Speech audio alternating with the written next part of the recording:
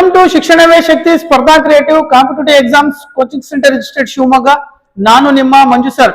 ಕರ್ನಾಟಕ ರಾಜ್ಯದ ಸಮಸ್ತ ನನ್ನೆಲ್ಲ ಪ್ರೀತಿಯ ವಿದ್ಯಾರ್ಥಿಗಳು, ದಿನಾಂಕ 13/12/2025 ಜವಾಹರ್ ನವೋದಯ ವಿದ್ಯಾಲಯ ಪ್ರವೇಶ ಪರೀಕ್ಷೆ 6ನೇ ತರಗತಿಗಾಗಿ ಬರೆದಿರ್ತಕ್ಕಂತಹ ಈ ಎಕ್ಸಾಮಿನೇಷನ್ಸ್ ಆಲ್ರೆಡಿ ಮುಗಿದೋಗಿದೆ. ಈಗ ಎಲ್ಲಾ ಪೇರೆಂಟ್ಸ್ ಅಲ್ಲಿ ಇರ್ತಕ್ಕಂತಹ ಕುತೂಹಲ ಏನು ಅಂತ ಹೇಳಿದ್ರೆ, ಎಷ್ಟು ಮಾರ್ಕ್ಸ್ ಬಂದ್ರೆ ನಾವು ಸೆಲೆಕ್ಷನ್ ಆಗ್ತೀವಿ ಸರ್ ಅನ್ನೋದನ್ನ ಈಗಾಗಲೇ ಇದೇ ಚಾನೆಲ್ ಅಲ್ಲಿ ನೀಡಿರ್ತಕ್ಕಂತಹ ಕೀ ಆನ್ಸರ್ ವಿಡಿಯೋ ಕೆಳಭಾಗದಲ್ಲಿ ಸಾಕಷ್ಟು ಪೋಷಕರು ಕಮೆಂಟ್ ಅನ್ನ ಮಾಡಿದ್ದೀರಾ. ಅಲ್ಲಿ ಒಂದೇ ಒಂದು ಕಮೆಂಟ್ಗೂ ಕೂಡ ನಾವು ಪ್ರತ್ಯುತ್ತರವನ್ನ ಕೊಟ್ಟಿಲ್ಲ. ಅಲ್ಲಿ ಏನ್ ಕೇಳಿದ್ದಾರೆ ಪೇರೆಂಟ್ಸ್ ಅಂದ್ರೆ, ಸರ್ ನಮ್ದು ಚಿಕ್ಕಮಗಳೂರು ಡಿಸ್ಟಿಕ್ ರೂರಲ್ ಬರ್ತೀವಿ 72% ಆಗಿದೆ ಸರ್. ಇನ್ನೊಬ್ರು ಕಮೆಂಟ್ ಮಾಡಿದ್ದಾರೆ, ಸರ್ ನಾವು ಚಿಕ್ಕಬಳ್ಳಾಪುರ ಜಿಲ್ಲೆ ನಮ್ದು 91 ಬಂದಿದೆ ಸರ್, ನಾವು ಅರ್ಬನ್ ಡಿಸ್ಟಿಕ್ ಅಲ್ಲಿ ಇದೀವಿ, ಹೆಣ್ಮಗು ಇದೆ, ಸೆಲೆಕ್ಷನ್ ಆಗುತ್ತಾ ಸರ್. ಇನ್ನ ಕೆಲವರು ಮೆಸೇಜ್ ಮಾಡಿದ್ದಾರೆ, ಸರ್ ನಾವು ಉಡುಪಿ ಜಿಲ್ಲೆಯಲ್ಲಿ ಇದೀವಿ, ಜನರಲ್ ಅಲ್ಲಿ ಇದೀವಿ, ರೂರಲ್ ಅಲ್ಲಿ ಇದೀವಿ, 90% ಆಗಿದೆ ಸರ್, ನಾವು ಸೆಲೆಕ್ಷನ್ ಆಗ್ತೀವ ಸರ್. ಇದೆಲ್ಲದಕ್ಕೂ ಒಂದೇ ಉತ್ತರ. ಮೊದಲು ಹೇಳ್ತೀನಿ ನಾನು ಉತ್ತರ ಏನು ಅಂತ ಹೇಳಿದ್ರೆ, ಇಟ್ ಈಸ್ ನಾಟ್ ಇದು ನಿಮ್ಮ ಯೂನಿಯನ್ ಪಬ್ಲಿಕ್ ಸರ್ವಿಸ್ ಕಮಿಷನ್ ಅನ್ನ ಪರೀಕ್ಷೆ ಅಲ್ಲ, ಅಥವಾ ಇದು ಕರ್ನಾಟಕ ಪಬ್ಲಿಕ್ ಸರ್ವಿಸ್ ಕಮಿಷನ್ ಅನ್ನ ಪರೀಕ್ಷೆ ಅಲ್ಲ. ಯಾಕೆ ಇದನ್ನ ಈ ಪದವನ್ನ ಬಳಸ್ತಾ ಇದ್ದೀನಿ ಅಂತ ಹೇಳಿದ್ರೆ, ಯೂನಿಯನ್ ಪಬ್ಲಿಕ್ ಸರ್ವಿಸ್ ಕಮಿಷನ್ ಇದು ಎಂಟರ್ ಆಲ್ ಓವರ್ ಇಂಡಿಯಾದಲ್ಲಿ ರ್ಯಾಂಕಿಂಗ್ ಅನ್ನ ಹೇಗೆ ತೆಗಿತಾರೆ ಅಂತ ಹೇಳಿದ್ರೆ, ಒಂದೇ ಎಕ್ಸಾಮ್ ಇದು ಆಲ್ ಓವರ್ ಇಂಡಿಯಾದಲ್ಲಿ ಯಾರೇ ಎಕ್ಸಾಮ್ ಬರೆದಿದ್ರು ಕೂಡ ಒಂದೇ ರ್ಯಾಂಕ್ ಪಟ್ಟಿಯನ್ನ ತೆಗಿತಾರೆ. ಇದು KPSC Karnataka public service commission, ಇದು ಕರ್ನಾಟಕದಲ್ಲಿ ನಡೀತಕ್ಕಂತಹ exam. For example KAS examinations ಅನ್ನ ಶಿವಮೊಗ್ಗ ಜಿಲ್ಲೆ, ದಾವಣಗೆರೆ ಜಿಲ್ಲೆ, ಚಿತ್ರದುರ್ಗ ಜಿಲ್ಲೆಗಂತ ಮಾಡಲ್ಲ, ಎಂಟರ್ ಕರ್ನಾಟಕದಲ್ಲಿ ಪರ್ಸೆಂಟೇಜ್ ಅನ್ನ ತೆಗೆದುಬಿಟ್ಟು ಕೆಪಿಎಸ್ಸಿ ರಿಸಲ್ಟ್ ಅನ್ನ ಅನೌನ್ಸ್ಮೆಂಟ್ ಮಾಡ್ತಾರೆ. ಆದರೆ ನಿಮ್ಮ ಜವಾಹರ್ ನವೋದಯ ವಿದ್ಯಾಲಯ ಪ್ರವೇಶ ಪರೀಕ್ಷೆಯ ಈ ಕಟ್ ಆಫ್ ಹೇಗಿರುತ್ತೆ ಅಂದ್ರೆ, ರಾಯಚೂರಿಗೂ ಶಿವಮೊಗ್ಗಕ್ಕೂ ಸಂಬಂಧ ಇಲ್ಲ, ಶಿವಮೊಗ್ಗಕ್ಕೂ ಉಡುಪಿಗೂ ಸಂಬಂಧ ಇಲ್ಲ, ಚಿಕ್ಕಬಳ್ಳಾಪುರಕ್ಕೂ ಬೆಂಗಳೂರಿಗೂ ಕೂಡ ಸಂಬಂಧ ಇರೋದಿಲ್ಲ. ಇದು ಜಿಲ್ಲಾವಾರು ಮೆರಿಟ್ ಪಟ್ಟಿಯ ಪ್ರಕಾರ ಇದನ್ನ ಆಯ್ಕೆ ಮಾಡ್ತಾರೆ. ಜಿಲ್ಲಾವಾರು ಮೆರಿಟ್ ಪಟ್ಟಿಯನ್ನ ಯಾವ ರೀತಿ ಆಯ್ಕೆ ಮಾಡ್ತಾರೆ? ಪ್ರಸಕ್ತ ವರ್ಷದಲ್ಲಿ ಈ ಪರೀಕ್ಷೆಗೆ ಸ್ಪರ್ಧೆಗೆ ಬಂದಿರತಕ್ಕಂತಹ ವಿದ್ಯಾರ್ಥಿಗಳು ಎಷ್ಟು, ಗ್ರಾಮೀಣ ಭಾಗದ ವಿದ್ಯಾರ್ಥಿಗಳು ಎಷ್ಟು, ನಗರ ಪ್ರದೇಶದ ವಿದ್ಯಾರ್ಥಿಗಳು ಎಷ್ಟು, ಅಲ್ಲಿ ಮಾರ್ಕ್ಸ್ ಅನ್ನ ನಿಮಗೆ ಹೇಗ್ ಮಾಡ್ತಾರೆ ಅಂತಂದ್ರೆ ತಾಲೂಕುವಾರು ಕೂಡ ವಿಂಗಡಣೆಯನ್ನು ಮಾಡ್ತಾರೆ. ತಾಲೂಕುವಾರು ವಿಂಗಡಣೆಯನ್ನು ಕೂಡ ಮಾಡ್ತಾರೆ. ತಾಲೂಕುವಾರು ವಿಂಗಡಣೆ ಹೇಗಿರುತ್ತೆ, ಅಲ್ಲಿನ ಜನವಸತಿ ಪ್ರದೇಶದಲ್ಲಿ ವಾಸವಾಗಿರ್ತಕ್ಕಂತಹ ಜನ ಅಂದ್ರೆ ಕೆಟಗರಿ ವೈಸ್ ಅನ್ನು ಕೂಡ ಅಲ್ಲಿ ರಿಸರ್ವೇಶನ್ ಅನ್ನ ಕೊಡ್ತಾ ಹೋಗ್ತಾರೆ. ಇದು ಕಂಪ್ಲೀಟ್ಲಿ ಡಿಫ್ರೆಂಟ್ ಆಗಿರುತ್ತೆ. ಯಾವುದೇ ಕಾರಣಕ್ಕೂ ಯಾವೊಬ್ಬ ಪೋಷಕರು ಕೂಡ ಅಥವಾ ಯಾವೊಬ್ಬ ಟೀಚರ್ಸ್, ಲೆಕ್ಚರರ್ಸ್, ಕೋಚಿಂಗ್ ಸೆಂಟರ್ ಅವರು ಕೂಡ ಇದನ್ನ ಜಡ್ಜ್ಮೆಂಟ್ ಮಾಡ್ಲಿಕ್ಕೆ ಆಗೋದಿಲ್ಲ, ಇಷ್ಟೇ ಪರ್ಸೆಂಟೇಜ್ಗೆ ನಿಲ್ಲುತ್ತೆ ಅಂತ ಹೇಳಿ. ಓಕೆ, ಹಾಗಾಗಿ ನಮ್ಮ ಹಿಂದಿನ ವಿಡಿಯೋ ಕೀ ಆನ್ಸರ್ ವಿಡಿಯೋದಲ್ಲಿ ನೀವು ಕಳಿಸಿರ್ತಕ್ಕಂತಹ ಯಾವುದೇ ಮೆಸೇಜ್ಗೂ ಕೂಡ ಉತ್ತರವನ್ನ ಕೊಟ್ಟಿಲ್ಲ. ಆದ್ರೆ ನಿಮ್ಮ ಕುತೂಹಲಕ್ಕಾಗಿ ಕಳೆದ ವರ್ಷದ ಜವಾಹರ್ ನವೋದಯ ವಿದ್ಯಾಲಯ ಪ್ರವೇಶ ಪರೀಕ್ಷೆಯಲ್ಲಿ ಯಾವ ರೀತಿ ಕಟ್ ಆಫ್ ನಿಂತ್ಕೊಂಡಿತ್ತು ಅನ್ನೋದನ್ನ, ಕಳೆದ ವರ್ಷದ ಕಟ್ ಆಫ್ ಅನ್ನ ಹೇಳ್ತೇನೆ. ಈ ವರ್ಷನೂ ಕೂಡ ಕಟ್ ಆಫ್ ಅನ್ನ ನಿಮ್ಮ ರಿಸಲ್ಟ್ ಅನೌನ್ಸ್ಮೆಂಟ್ ಆದ್ಮೇಲೆ ಬರುತ್ತೆ. ಕಳೆದ ವರ್ಷದ ಕಟ್ ಆಫ್ ಅನ್ನ ನಿಮ್ಮ ಪ್ರಸಕ್ತ ವರ್ಷದ ಫಲಿತಾಂಶಕ್ಕೆ ಯಾವುದೇ ರೀತಿಯಾಗಿರ್ತಕ್ಕಂತಹ ಸಂಬಂಧ ಇರೋದಿಲ್ಲ. ಇದು ಎಲ್ಲಾ ಪೇರೆಂಟ್ಸ್ಗಳಿಗೂ ಗೊತ್ತಿರಲಿ. ಇಲ್ಲಿ ನಾನು ಯಾವುದೋ ಒಂದು ಜಿಲ್ಲೆ ಕಟ್ ಆಫ್ ಅನ್ನ ಹೇಳ್ತೀನಿ. ಯಾವುದೋ ಒಂದು ಜಿಲ್ಲೆ ಕಟ್ ಆಫ್ ಅಲ್ಲಿ ಗ್ರಾಮೀಣ ಭಾಗದಲ್ಲಿ ಇರ್ತಕ್ಕಂತಹ ಒಂದು ಹೆಣ್ಣು ಮಗುವಿನ ಪರ್ಸೆಂಟೇಜ್ ಕಳೆದ ಬಾರಿ 78.25ಗೆ ನಿಂತ್ಕೊಂಡಿದೆ ಅಂತ ಅನ್ಕೊಳ್ಳಿ. ನಿಮ್ದು ಈ ವರ್ಷ 77 ಮಾರ್ಕ್ಸ್ ಬಂದಿರುತ್ತೆ.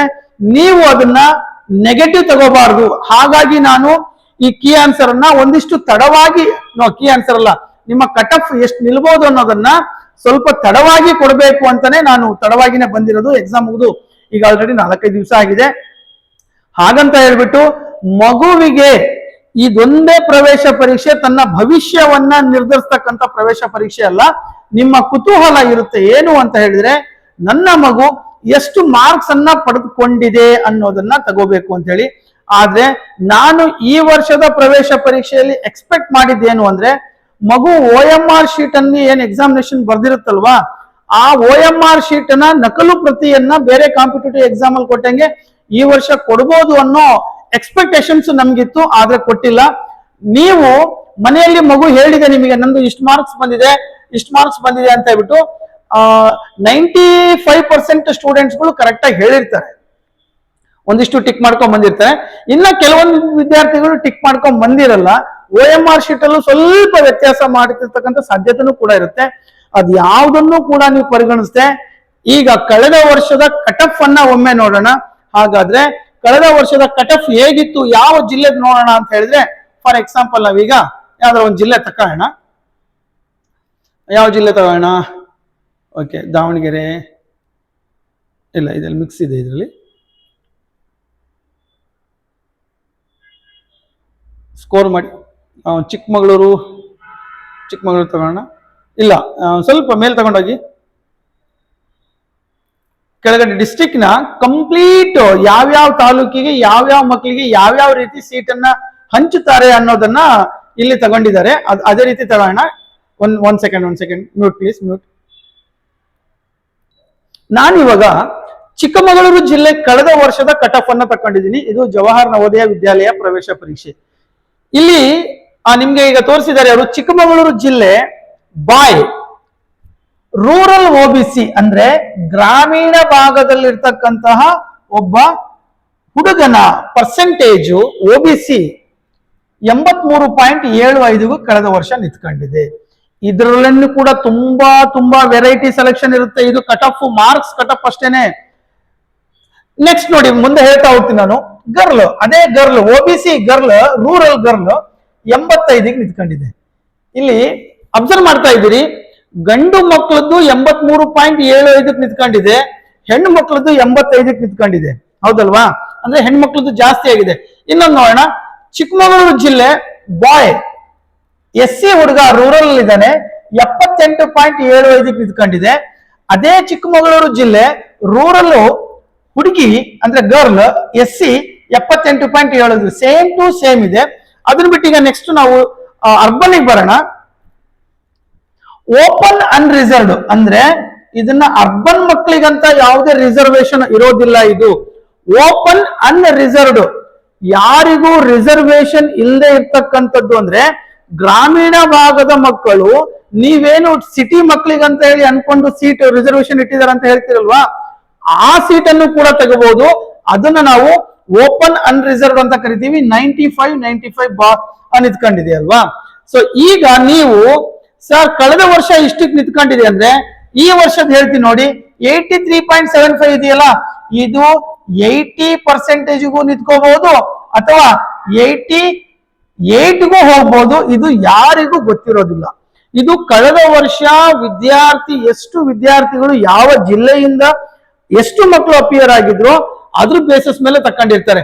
ಸರ್ ಈಗ 78.75 ನಮ್ಮ ಪಕ್ಕದ ಮಗುವಿಗೆ, ನಮ್ಮ ಪಕ್ಕದ ಮನೆ ಮಗುವಿಗೆ ಸೀಟ್ ಸಿಕ್ಕಿದೆ. ನಮ್ದು ಕೂಡ 78.75 ಇದೆ ಸರ್. ನಮ್ಗೆ ಸೀಟ್ ಸಿಕ್ಕಿಲ್ಲ ಸರ್. ನಮ್ದು OBC ಸರ್. ನಮ್ಮ ಮಗಳು ಹುಡುಗಿನೇ ಸರ್, ಅವ್ರ ಮಗಳು ಹುಡುಗಿನೇ ಸರ್. ಯಾಕೆ ಸರ್ ಇವರು ನಮಗ್ ಸೀಟ್ ಕೊಟ್ಟಿಲ್ಲ, ಅವ್ರಿಗೆ ಸೀಟ್ ಕೊಟ್ಟಿದ್ದಾರೆ? ಈ ಪ್ರಶ್ನೆ ಬರ್ಬೋದಲ್ವಾ? ಖಂಡಿತವಾಗ್ಲೂ ಕೂಡ ಹೌದು. ಇದರಲ್ಲೂ ಕೂಡ ಮತ್ತೆ ಬೈಫರ್ಗೇಷನ್ ಮಾಡ್ತಾರೆ. ಇದರಲ್ಲಿ ಮೆಂಟಲ್ ಎಬಿಲಿಟಿನಲ್ಲಿ ಅತಿ ಹೆಚ್ಚು ಮಾರ್ಕ್ಸ್ ತಗೊಂಡಿರೋರನ್ನ ಮೊದಲು ಪರಿಗಣಿಸ್ತಾರೆ. ಮೆಂಟಲ್ ಎಬಿಲಿಟಿನಲ್ಲೂ ಈಕ್ವಲ್ ತಗೊಂಡಿದ್ದಾರೆ ಅಂತ ಹೇಳಿದ್ರೆ ಮ್ಯಾಥಮೆಟಿಕ್ಸ್ ಅಲ್ಲಿ ಯಾರು ಅತಿ ಹೆಚ್ಚು ಮಾರ್ಕ್ಸ್ ತಗೊಂಡಿರೋದನ್ನು ಪರಿಗಣಿಸ್ತಾರೆ. ಮ್ಯಾಥ್ಸ್ ಅಲ್ಲೂ ಸೇಮ್ ತಗೊಂಡಿದೀವಿ ಅಂತ ಹೇಳಿದ್ರೆ ಲ್ಯಾಂಗ್ವೇಜ್ ಅಲ್ಲಿ ಸೇಮ್ ತಗೊಂಡಿರೋ, ಲ್ಯಾಂಗ್ವೇಜ್ ಅಲ್ಲಿ ಯಾರು ಹೈಯೆಸ್ಟ್ ತಗೊಂಡಿದ್ದಾರೆ ಅವ್ರನ್ನ ಪರಿಗಣಿಸ್ತಾರೆ. ಅಲ್ಲೂ ಸೇಮ್ ಟು ಸೇಮ್ ತಗೊಂಡಿದ್ದಾರೆ ಸರ್, ಇಬ್ರು ಸೇಮ್ ಮಾರ್ಕ್ಸ್ ಇದೆ. ಆಗ ಜೆಂಡರ್ನ ತಕ್ಕಂತಾರೆ, ಹೆಣ್ಣು ಮಕ್ಕಳಿಗೆ ಫಸ್ಟ್ ಪ್ರಿಫರೆನ್ಸ್ ಅನ್ನ ಕೊಡ್ತಾರೆ. ಸರ್ ಇವರು ಹೆಣ್ಮಗಳು, ನಮ್ಮ ಮಗಳು ಹೆಣ್ಮಗಳೇ, ಇದ್ರಲ್ಲಿ ಯಾರಿಗೆ ಪ್ರಿಫರೆನ್ಸ್ ಇರುತ್ತೆ? ಇದರಲ್ಲಿ ಡೇಟ್ ಆಫ್ ಬರ್ತ್ ಅಲ್ಲಿ ಯಾರು ಸೀನಿಯರ್ ಜೂನಿಯರ್ ಇರ್ತಾರೋ ಅವರಿಗೆ ಅಲ್ಲಿ ಪ್ರಿಫರೆನ್ಸ್ ಅನ್ನ ಕೊಡ್ಲಾಗುತ್ತೆ. ಆ ರೀತಿಯಾಗಿ ರಿಸರ್ವೇಶನ್ ಅನ್ನ ಈ ಕಟಫ್ ಅನ್ನ ಮಾಡಿರ್ತಾರೆ. ಹಾಗಾಗಿ ಯಾವುದೇ ಪೋಷಕರು ಸಹ ಈಗ ಆಲ್ರೆಡಿ ಮಕ್ಕಳು ಎಕ್ಸಾಮಿನೇಷನ್ಸ್ ಅನ್ನ ಬರೆದು ಬಿಟ್ಟಿದ್ದಾರೆ. ನಿಮಗೆ ಈ ಕಟಫ್ ಅನ್ನೋದು ಒಂದು ಊಹೆ, ಒಂದು ಅಸಂಪ್ಷನ್ ಮಾಡಿ ಈ ವರ್ಷದ್ದು ಹೇಳ್ತಕ್ಕಂಥದ್ದು. ಹಾಗಾಗಿ ಸದ್ಯದಲ್ಲೇ ರಿಸಲ್ಟ್ ಬರುತ್ತೆ. ರಿಸಲ್ಟ್ ಡೇಟ್ ಯಾವಾಗ ಅನ್ನೋದನ್ನು ಕೂಡ ನಾನು ಹೇಳ್ತೇನೆ. ಈ ವಿಡಿಯೋ ಕೆಳಭಾಗದಲ್ಲಿ ಇರ್ತಕ್ಕಂಥ ಸಬ್ಸ್ಕ್ರೈಬ್ ಬಟನ್ ಅನ್ನ ಒತ್ಕೊಳ್ಳಿ, ಪಕ್ಕದಲ್ಲಿರೋ ಬೆಲ್ ಐಕನ್ ಟಚ್ ಮಾಡಿ. ಖಂಡಿತವಾಗ್ಲೂ ಕೂಡ ರಿಸಲ್ಟ್ ಬಂದು ಮೊದಲನೇ ದಿವಸನೇ ಅಥವಾ ಯಾವಾಗ ಬರುತ್ತೆ ಅನ್ನೋದನ್ನ ನನ್ನ ನೆಕ್ಸ್ಟ್ ವಿಡಿಯೋದಲ್ಲಿ ಬಹಳ ಅಕ್ಯುರೇಟ್ ಆಗಿ ಇಷ್ಟು ವರ್ಷದಲ್ಲಿ ಯಾವ ರೀತಿ ಬಂದಿತ್ತು ಅದೇ ರೀತಿಯಾಗಿ ನಾನು ರಿಸಲ್ಟ್ ಡೇಟ್ ಅನ್ನು ಕೂಡ ತರ್ತಾ ಹೋಗ್ತೀನಿ. ಅದ್ರ ಜೊತೆಗೆ ಸರ್ ಮಾರ್ಕ್ಸ್ ನಮ್ಮ ಮಕ್ಳದು ಇಷ್ಟು ಬಂದ್ಬಿಟ್ಟಿದೆ ಆಗುತ್ತೋ ಇಲ್ಲ ಅನ್ನೋದನ್ನ ದಯವಿಟ್ಟು ಎಲ್ಲ ಪೇರೆಂಟ್ಸ್ಗಳು ಕೂಡ ಅದನ್ನ ಇವತ್ತಿಗೆ ನಿಲ್ಲಿಸ್ಬಿಡಿ. ಆಲ್ರೆಡಿ ಮಗು ಎಕ್ಸಾಮ್ ಬರ್ದೋಗಿದೆ. ನಾವು ಮಾಡಿದ್ದೇನು, 6ನೇ ತರಗತಿಯನ್ನ ಜವಾಹರ್ ನವೋದಯ ವಿದ್ಯಾಲಯ ಶಾಲೆಯಲ್ಲಿ ಹೋಗಿ ವ್ಯಾಸಂಗ ಮಾಡ್ಬೇಕು ಅನ್ನೋ ಪ್ರಯತ್ನವನ್ನ ಮಾಡಿದ್ವು.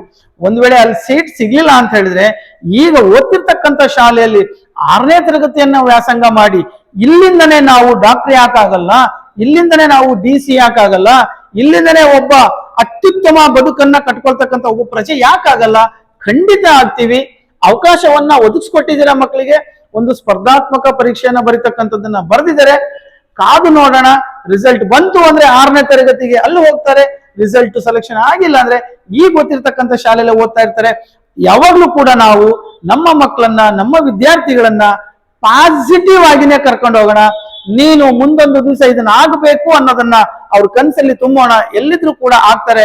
ನೀವು ನೋಡ್ತಾ ಇದ್ದೀರಾ, ಶಿಕ್ಷಣವೇ ಶಕ್ತಿ ಕರ್ನಾಟಕ ರಾಜ್ಯದಲ್ಲಿ ಅತಿ ಹೆಚ್ಚು ವಿದ್ಯಾರ್ಥಿಗಳನ್ನ ಆನ್ಲೈನ್ ಮೂಲಕ ನವೋದಯ ತರಬೇತಿಯನ್ನಗೊಳಿಸಿ ಅತಿ ಹೆಚ್ಚು ಫಲಿತಾಂಶವನ್ನ ಪಡೆದಿರ್ತಕ್ಕಂಥ ನಿಮ್ಮೆಲ್ಲರ ನೆಚ್ಚಿನ ಶಿಕ್ಷಣವೇ ಶಕ್ತಿ ಮತ್ತೆ ಪುನಃ ಬರ್ತಾ ಇದೆ ನಮ್ಮ ಆನ್ಲೈನ್ ಕ್ಲಾಸ್ ಜೊತೆಗೆ. ಆನ್ಲೈನ್ ಕ್ಲಾಸಸ್ ಅನ್ನ ಇಡೀ ಭಾರತ ದೇಶಾದ್ಯಂತ ಕಾಂಟ್ಯಾಕ್ಟ್ ನಂಬರ್ ಪ್ಲೀಸ್